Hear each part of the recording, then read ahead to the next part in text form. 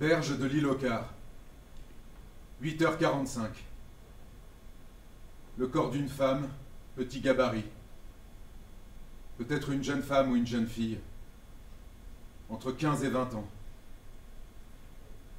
Déposée soigneusement comme une mise en scène. Qu'est-ce que c'est que ce bordel? Un nouvel enquêteur nous est détaché. Naturellement, il prendra la place de Bernard Mérieux. Ils ont pas traîné. C'est quelqu'un qui arrive tout juste de Marseille, des Voilà, quartiers nord. un branque qui avec se fait le mettre au grade de placard. capitaine. Ce service n'est pas un placard, commandant Avicenne. Et si vous avez le moindre doute sur la question, vous pourrez passer me voir dans mon bureau pour discuter de vos responsabilités dans cette antenne.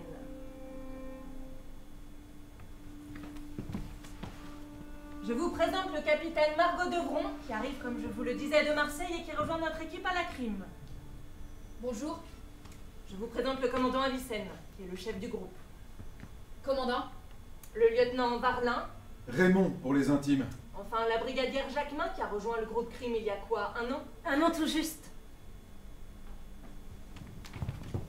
Lieutenant Varlin. On a une disparition inquiétante de mineurs sur les bras. Merde, une mineure. Ouais. Et depuis quand on s'occupe des fugueurs ici? Ordre du parquet, je n'en sais pas plus. Vous vous êtes entretenu avec la mère? Oui. Alors, première chose curieuse, elle a appelé le commissariat pour signaler la disparition ce matin à 8h45, alors que la petite aurait disparu hier soir aux alentours de 18h30. Elle est pas chez son père? Non. Pas de père. Enfin, je crois. Pourquoi elle a appelé que ce matin? Qu'est-ce qu'elle t'a dit? Je lui ai pas demandé. Non mais elle était au plus mal et... C'est con, j'étais crevé, je venais de voir le corps sur l'île aux Quarts et... Ok, j'ai merdé, j'aurais dû lui demander. Commandant Avicenne, vous travaillerez avec le lieutenant Varlin sur le corps retrouvé sur les berges de l'île aux Quarts. Alizé et Margot, vous allez mettre les bouchées doubles sur la disparition de la petite Evenstein. Des questions?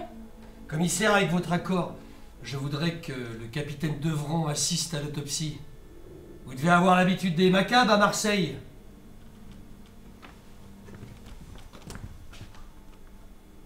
Je ne peux pas vous dire à quand remonte le décès. Je ne veux pas que vous mépreniez sur mes compétences, capitaine. C'est la première fois que cela m'arrive. Qu'est-ce qui empêche de... Le corps qui m'a été déposé a été congelé. C'est tout ce que je peux affirmer sur la chronologie des faits. Cette femme est morte ailleurs, à un moment X. Elle a été congelée, puis déplacée jusqu'au bord de la Loire où on l'a découverte. Merde. Je ne vous le fais pas dire. Enquête de voisinage? Ça n'a rien donné. Pareil, on peut élargir. Ouais, on va élargir. Margot, je veux que tu t'en charges. Je suis pas d'astreinte dimanche. Maintenant, tu l'es. Camille, je suis seule avec ma fille et On j'ai a une personne. gamine insulinodépendante de 12 ans qui vogue dans la nature et t'es en charge de l'enquête. Ici, c'est pas Marseille. Quand un gamin disparaît, on n'a pas 200 collègues en renfort. Alors tu prends tes dispositions et tu fais ce que je te dis. Les résultats ADN sont tombés. On n'a rien. Strictement rien. Sur tout ce qu'ils ont examiné, que ce soit les vêtements, le sac ou même les fleurs, il n'y a pas un fragment d'ADN qui appartient pas à la victime. Pas facile au début, Avicenne, n'est-ce pas? Il est comme ça avec tout le monde. C'est un vieux chien. Il marque son territoire. Pardon? C'est un vieux chien. Il n'aime pas qu'on change ses habitudes. Et il a un besoin frénétique de pisser sur les murs. Jade, c'est maman. Je vais devoir travailler samedi, je suis désolée, Il y a 2 grosses affaires qui sont tombées. Je sais, je suis désolée, chérie. Ça a été le collège aujourd'hui? Admettez que cette initiative permet une avancée notable sur votre enquête, commandant. Elle m'a désobéi. On est allé là-bas pour enquêter sur Abigail. Ne prends pas pour un con, Jackie. Je sais très bien que c'est la Marseillaise qui t'entraîne là-dedans. Mais cette fille disparaît le soir où un corps est déposé sur les bords de Loire et où une fillette se volatilise du domicile familial. Vous n'allez pas me faire croire que tout ça n'est qu'une coïncidence. Lieutenant Varlin, passez un coup de fil à la BAC de ma part, vous leur dites que cette recherche est une priorité maximale. On a reçu le compte-rendu de Langereau. Je vous l'ai mis avec mon propre rapport, commandant. La dissection confirme sa première hypothèse. Pour lui, elle est morte d'hypothermie. Elle est morte congelée. Vos observations étaient justes, capitaine Devron. Madame Evenstein n'a pas un rythme de vie ordinaire. Et pour une raison très simple. C'est la maîtresse officielle de Monsieur l'ambassadeur d'Israël. Ils tiennent tous deux à ce que cette affaire reste à discrétion. La diplomatie a ses raisons. Que la raison ignore.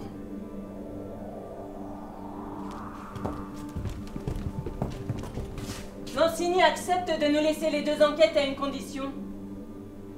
Il veut que ce soit le capitaine Devron qui prenne la direction des opérations. Quoi?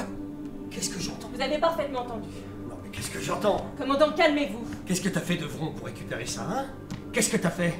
Camille, Tu peux nous dire ce qui t'amène ici? Hein? Qu'est-ce que t'as fait pour être muté ici du jour au lendemain? Réponds-moi Devron! Qu'est-ce que t'as fait? Commandant, arrêtez. Commandant, ça ne remet pas en cause vos compétences. Et qu'elle nous dise un peu comment une brillante capitaine des quartiers nord de Marseille se retrouve mutée dans la jolie petite ville de Tours. Vous demandez pas, vous autres? Hein? Allemand, tu te demandes pas, toi, hein? Deux agents de la sécurité intérieure sont dépêchés sur place pour nous épauler dans les enquêtes. Nous épauler ou nous chaperonner? Nous verrons bien. De toute façon, nous n'avons pas le choix. Les directives viennent d'en haut. Tout en haut. reconnais tout de même qu'elle est forte, Margot. C'est une femme surtout, ça change tout. Camille, ça fait 2 heures qu'on y est, on n'en a rien tiré. Elle arrive, et en 2 minutes, la fille vide son 5. Et alors? Qu'est-ce que ça prouve? 2 choses. La première, elle est forte. La deuxième, t'es une tête de mule, mais ça, on le savait déjà. Je vous présente le commandant Mautrel, capitaine Fargelès de la sécurité intérieure. Ils arrivent de Paris pour nous épauler dans les enquêtes et dans la recherche de la petite Abigail Evenstein. Messieurs, soyez les bienvenus. Le capitaine Devron qui dirige la recherche ainsi que la seconde enquête que j'évoquais. Bonjour, capitaine. Madame. C'était la PJ d'Angers. Ils ont un cold case qui match avec nous. Une affaire non résolue. L'histoire est un monstre rugissant. L'entendez-vous rugir, ce monstre?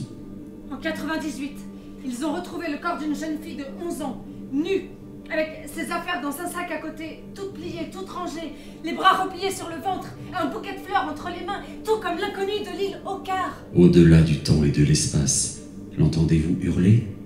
En 1998, Il y a 15 ans. Et ils n'ont jamais trouvé le coupable. C'est le rugissement du monstre qui nous effraie, ce sont ses hurlements, alors qu'en vérité ce sont ceux-là même qui devraient nous rassurer. Messieurs, dames, nous aurions donc 3 affaires. L'une remontant à 1998 et les 2 autres à la semaine dernière, qui seraient liées entre elles par un dénominateur commun qui reste à définir. Nissim Sheikh, le père d'Abigail, a été en poste à la mairie de Tel Aviv de 1993 à 1998. Je vous laisse deviner quel événement a eu lieu à Tel Aviv en ce beau mois de juillet 1996. Un attentat. Le monstre est celui que l'on montre, celui qui est à l'extérieur de nous et que l'on peut désigner. Il est au banc de l'humanité, et en cela, il aide l'humanité à se définir. Au-delà de cette frontière, c'est le monstre. Nous ne pouvons nous exprimer qu'au conditionnel. Tout ceci restant encore à démontrer, gardons-le en tête. le mercredi 5 août 1998, le corps de la petite Elisa, 11 ans, est retrouvé nu sur les bords de Loire, disposé parallèlement au fleuve, les pieds vers l'ouest. Les coïncidences sont troublantes. Mais au moment précis où je vous parle, ce ne sont encore que des coïncidences. Tout au plus des hypothèses. Mais à la vérité, mes chers amis, ce monstre que l'on voudrait pointer du doigt est désigné loin de nous. À la vérité, ce monstre, c'est en nous qu'il siège.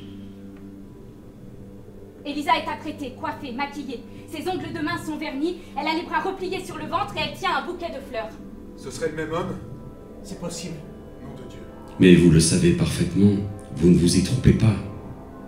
À minima, quelqu'un qui connaît le dossier Caron dans le détail. Vous évoluez à cette frontière intime, nichée dans vos entrailles, qui sépare votre propre humanité de votre propre monstruosité. Dame Ramakabim. Pardon? Les fleurs de Maccabée. Quoi? Avouez que le mec a de l'humour. Connaissez-vous l'origine du mot Maccabée, commandant? Non, mais j'ai l'impression que vous allez me l'apprendre. Nous sommes semblables, capitaine, bien plus que vous ne voulez l'admettre. Vous et moi avons un monstre qui sommeille en nous. Les Maccabées étaient une famille de rois juifs qui reprirent la Judée aux armées syriennes d'Antiochus IV au IIe siècle avant Jésus-Christ. Ils libérèrent leur peuple de l'oppression qu'ils subissaient sous le joug du tyran hellénique.